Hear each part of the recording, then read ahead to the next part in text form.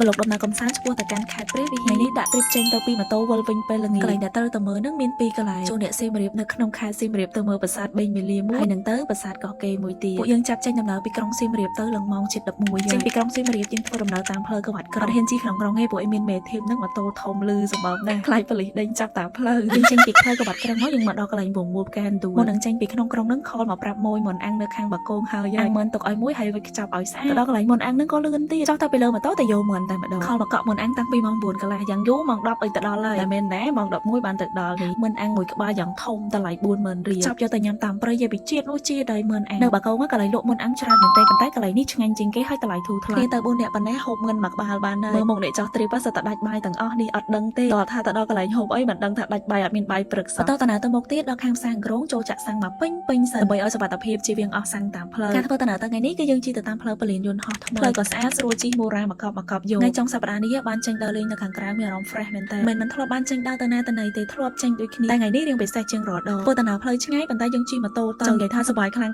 តែម្ដងបានជិះមើលទេសភាពពេញផ្ទៃនឹងរដូវនេះមានភ្លៀងធ្លាក់កន្លែងទៅណាក៏សត្វតែព្រៃឈើខៀវបៃតងភ្នែករបស់យើងស្រឡះមែនតើឥឡូវនេះយើងមកដល់កន្លែងស្ពានអាកាសទៅខាងពលានយន្តហោះថ្មីហើយទៅខាងឆ្វេងដៃផ្លូវទៅប្រាសាទបេងមាលាជិះតាមផ្លូវពលាននឹងស្រួលមែនតើមួយផ្លេតគឺដល់មានអារម្មណ៍ថាជិះម៉ូតូរៀងស្រួលជាងជិះឡានហេបខុសគ្នាបានមើលទេសភាពពេញភ្នែកតែប៉ុណ្្នឹងឯងពួកយើងបន្តដំណើររហូតតតែដល់ប្រាសាទបេងមាលាប៉ុន្តែអត់ទាន់បានចូលទេដោយសារតែធីម2នាក់អត់ទាន់ញ៉ាំបាយអញ្ចឹងខ្លាចអត់មានកន្លងដើរចូលទៅក្នុងប្រាសាទរៀបចំកន្លែងបាយទឹកមួយសិននៅគៀនប្រាសាទនឹងទេពេលវេលាបែបនេះកម្របាននៅជាមួយគ្នាមែនតើចាប់បាយខ្ចប់អាហូបអង្គុយញ៉ាំនៅក្នុងដុបព្រៃបាយប្រមាណហូបប្រមាណអញ្ចឹងទៅអង្គុយទៅជែកគ្នាតិចតួអារម្មណ៍មួយនឹងសប្បាយខ្លាំងហូបបាយក៏ឆ្ងាញ់អារម្មណ៍ក៏ស្រឡះល្អអូយក្តីសុខខ្លាំងហូបបាយហូបអីរួចសម្រាប់បន្តិចឥឡូវមកដល់ប្រាសាទបេងមាលាហើយរៀងស្រោតលឿនណាស់ដោយសារថ្ងៃនេះយើងត្រូវទៅពីផ្លូវនេះ idol ដែលអត់ដែលស្គាល់ប្រាសាទបេងមាលាសោះជឿអត់ថានៅក្នុងខេត្តសៀមរាបអត់ដែលស្គាល់ជឿអត់តែខ្លះអញ្ចឹងមែនអ្នកខ្លះនៅក្នុងខេត្តសៀមរាបសម្បីតែប្រាសាទអង្គរវត្តក៏អត់ស្គាល់ដែរអូយចាប់ពីខេត្តនេះទៅរីខមមិនឲ្យដល់លេងឲ្យបានច្រើនអូយស្អាតខ្លាំងតែម្ដងរុក្ខជាតិពណ៌បៃតងទាំងកន្លែងទៅឆ្វេងក៏ឃើញកន្លែងទៅស្ដាំក៏ឃើញខួរក្បាលរបស់យើងភ្នែកស្រឡះមែនតើឥឡូវយើងធ្វើដំណើរចូលទៅក្នុងប្រាសាទបេងមាលាហើយចាំមើលអ្នកដែលអត់ដែលស្គាល់មានអារម្មណ៍មិនដែរអ្នកបានកាយមួយ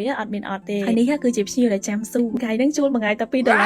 រាសាទបេងមាលាស្អាតខ្លាំងមែនតើនេះគឺជាលើកទី2ដែលបងអូនបានមកថ្ងៃនេះចុងសប្តាហ៍សម្បូរភ្ញៀវច្រើនកោះទាំងភ្ញៀវជាតិនិងអន្តរជាតិដែលគាត់មកលេងនៅក្នុងប្រាសាទគាត់ព្យាយាមផ្ដិតយករូបភាពស្អាតចូលដល់ខាងក្នុងកាន់តែជ្រៅគឺកាន់តែស្អាតថ្មទូចបែកបាក់ខាងក្រោមនឹងគឺសិតតែគ្របដណ្ដប់ទៅដោយពណ៌បៃតងទាំងកន្លែងមើលពីក្រៅប្រាសាទដែលយើងអត់ទាន់ចូលមកមានសន្តានទូចទេប៉ុន្តែចូលដល់ខាងក្នុងគឺកាន់តែធំមានដើមឈើឬឈើដែលព័ទ្ធនៅលើប្រាសាទហើយទៅជាមកប្រហែលដងក៏ដើរមើលអត់សោកដែរព្រោះនៅខាងក្នុងធំខ្លាំងប្រវត្តិប្រាសាទអត់បានរៀបរាប់ទេដោយសារបងអូនក៏អត់សូវចាំតែប្រាសាទមានអាយុកាលច្រើនហើយក៏សោកស្ដាយដែរបែកបាក់ក៏ច្រើនដូចគ្នាចង់ពីកន្លែងមួយទៅមើលកន្លែងមួយទៀតប៉ុន្តែប្លែកត្រង់ថាកន្លែងនេះអត់ដែលបានចូលសាជាមកលោកមុននឹងគេកំពុងតែចូលអត់ទាន់ហើយតែឡើងនេះមកហើយដើរចូលតែម្ដងអត់មានពលឺថ្ងៃអីចេះចូលទេអាងឹតសូនសុងតែម្ដងចូលច្រកនេះហើយគឺដល់ផ្លូវដែលយើងត្រូវត្រឡប់ចេញមកវិញប្លុកទី1នាំបងប្អូនមកមើលប្រាសាទបេងមាលាប្លុកទី2ទៅខាងប្រាសាទកោះកេរវីដេអូមួយនេះខុសឆ្គងអីសូមអធិស្ឋានផងណាបងគ្រាន់តែចង់ផ្ដិតយករូបភាពតិចតួចជាវីដេអូទុកមើលខ្លួនឯងតែប៉ុណ្្នឹងនៅក្នុងខេត្តសៀមរាបប្រយ័ត្នអត់ស្គាល់មកលេងបានដោយបញ្ជាក់នៅខាងដើមវីដេអូមកលេងខេត្តនេះគឺស្អាតខ្លាំងចាប់ពីខេត្តនេះទៅមកលេងថ្ងៃណាក៏បានដែរបងសត្វថ្ងៃដែលស្អាតទាំងអស់អ្វីដែលចូលចិត្តខ្លាំងជាងគេបំផុតនឹងពេលដែលមកលេងមានរុក្ខជាតិពណ៌បៃតងជុំវិញអើតតាណាក៏ឃើញអានឹងស្រឡាញ់អ្វីដែលរំពឹងទុកនៅពេលដែលយើងបានមកលេងនៅទីនេះ